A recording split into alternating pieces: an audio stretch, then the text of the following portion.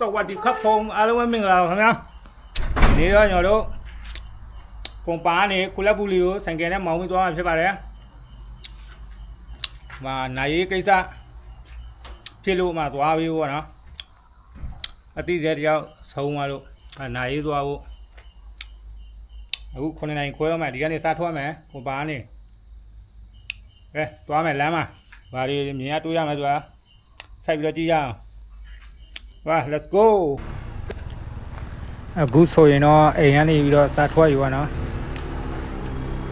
အိမ်ကနေစထွက်ဆို9နိုင်ခွဲကြော်လေးလောက်ပေါ့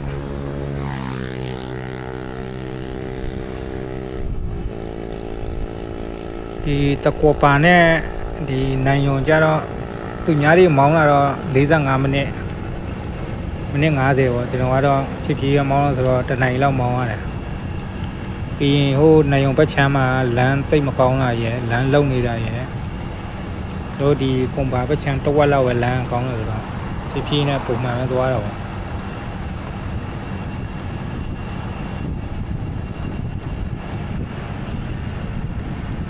ဒီနေ့မှကျတော့ရာသီဥတုကလည်းตายရတာပေါ့နော်မိုးမရွာဘူးနေထွက်ဆိုတော့မောင်းရတာနည်းနည်းကောင်းလာ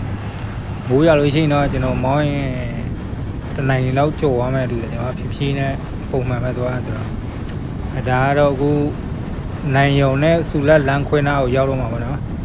ရှေ့နားနည်းနည်းဆိုလမ်းခွဲရောက်ပါ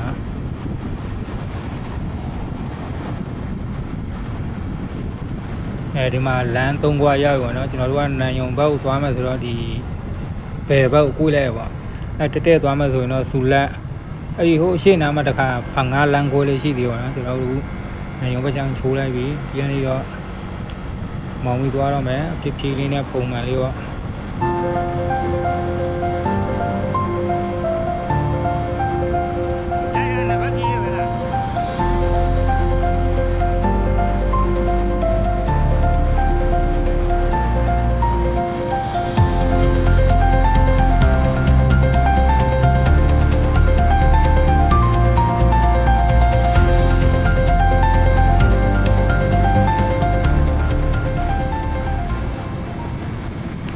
ဒီဘက်ချမ်းမှာ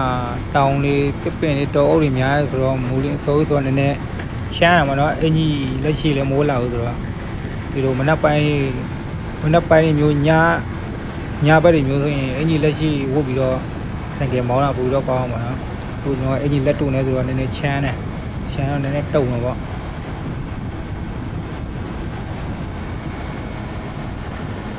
ဒီလမ်းတွေကတော့ပြီးရတာမကြသေးဘူးဆိုတော့အသစ်ဆက်လမ်းနေပါတော့မောင်းလို့ကကောင်းတော့ပါဒီဘက်ချမ်းမှာဟိုနိုင်ယုံနာတကွန်ပါနဲ့နိုင်ယုံနဲ့အလေတဝက်လောက်ကြာလို့ရှိရင်နိုင်ယုံဘက်ချမ်းလမ်းကြီးဆိုပါပြီဒီလိုမျိုးမကောင်းတော့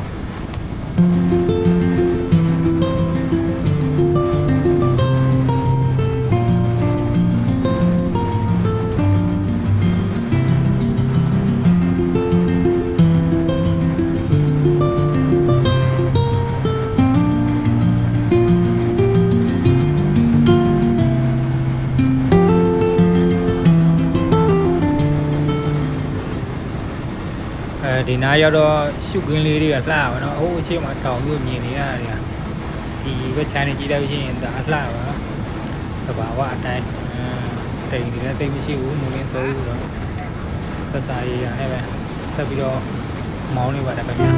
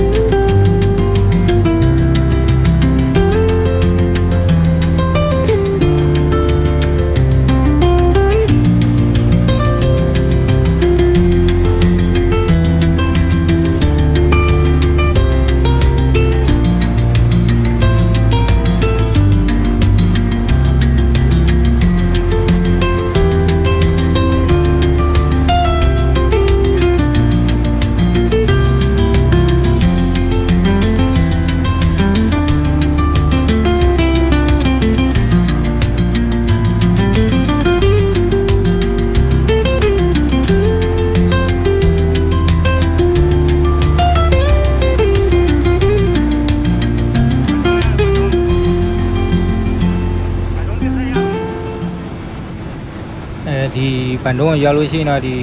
ကိုပါနဲ့နိုင်ုံဆိုရင်3ပုံမှာတစ်ပုံလောက်တော့ရောက်ပြီပေါ့နော်အဲ့ဒါ2ပုံလောက်တော့ဆက်မောင်းရအောင်မယ်သွားမယ် let's go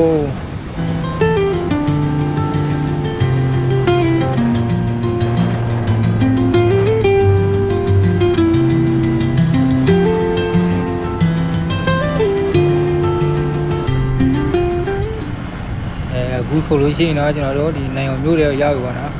ဒါကနိုင်ုံမြို့ဈေးရှိမှာပေါ့ဒီရှေ့နားနည်းနည်းဆိုရင်ကျွန်တော်တို့ဘယ်ဘက်ကိုချိုးပြီးတော့ဝင်သွားမယ်အဲ့ဒီလမ်းကြားလေးတွေပေါ့နော်ဒီမှာဒီရှေ့နားဆိုရောက်ပြီဒီနားမှာဒီလိုချိုးဝင်ပြီးနောက်လည်းနည်းနည်းတော့မောင်းရသေးတယ်ကိုယ်ထဲမှာဖုန်းကြောင်း9မိနစ်လောက်တော့မောင်းရသေးတယ်ထဲ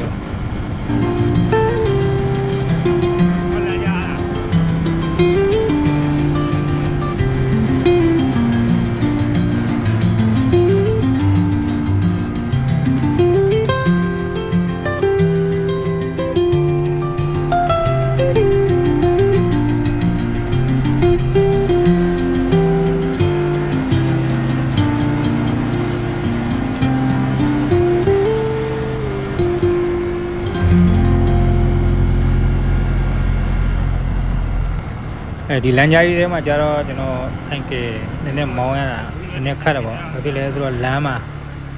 ပူတုံလေးလောက်ရမှာဒါအမြင့်တယ်အဲ့ဒီပူတုံလေးတွေအဲ့တော့ကျွန်တော်ဆိုင်ကယ်နည်းနည်းလေးဆိုတော့ဘိုင်းနဲ့ချစ်ပြီးတော့သွားရမှာနော်အဲ့ဖြည်းသွားတော့မရဘူးချို့တော့ပဲဘိုင်းနဲ့ချစ်ပြီးတော့သွားလို့ကဘယ်နဲ့3-4တုံးလောက်ရှိမှလမ်းမှာဟိုလောက်လာမှာဒီပူတုံလေးတွေအဲ့တော့ရှင်းနာမှာတခု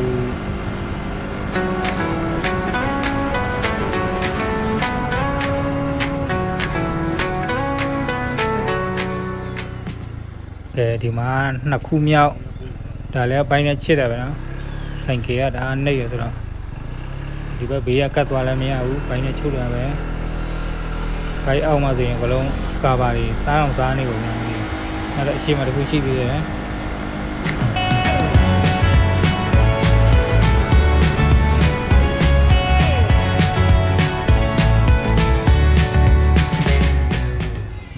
ကြော်ဒီမှာလည်းနောက်တစ်ခု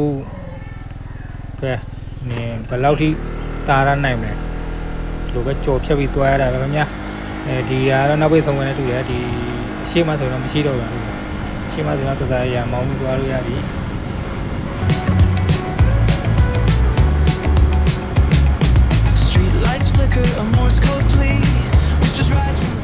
ဒီဖုန်းကြီးเจ้าဆိုရင်မှလေကျွန်တော်မရောက်တော့ဘူးအနည်းဆုံး5-6နှစ်လောက်ရှိပြီပေါ့နော်ဟိုးအရင်တုန်းကတော့ရောက်တယ်ခဏအခုဒီဘက်မလာကြာပြီဆိုတော့တိတ်တော့မမှတ်မိတော့ဘူးဘုံကြောင်းလုံသွားမှကြောက်နေရတာအဲ့လိုဖြည်းဖြည်းကြည့်တော့မောင်းပြီးသွားတာမလာကြာပြီဆိုတော့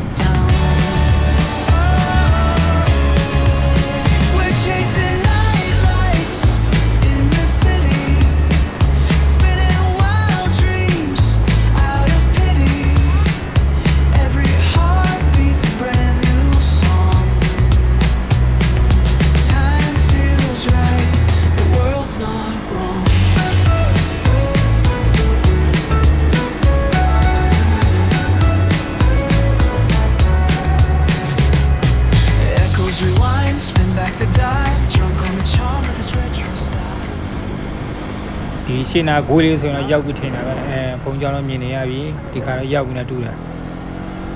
တိတ်ပြီးတော့မမီတော့ဘူးကျွန်တော်မရောက်တာကြာလို့ပေါ့နော်အခုဆိုဘုံကြောင်နဲ့ဝင်ဖို့အပေါက်လိုက်ချနေတယ်ဒီပေါက်လည်းမဟုတ်သေးဘူးဟိုဘက်ရှေ့ဘက်ဟိုဘက်ချန်နေနဲ့သွားရအောင်ပဲဂိုးလေးမှာဂိုးလေးနာကနေဝင်ရမှာဖြစ်ပါနဲ့ရောက်ကြအောင်မှန်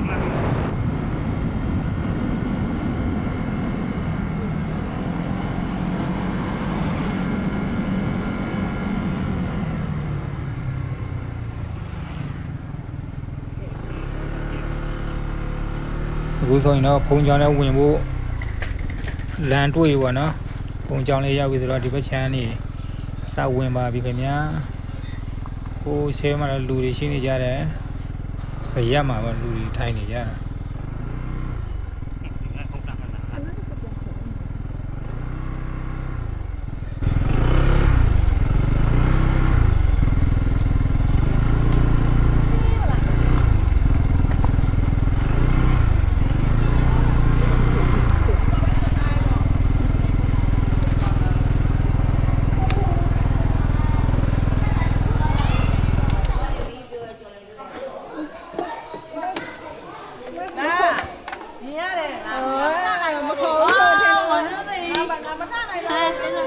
လိုနေငါမထနဲ့ရ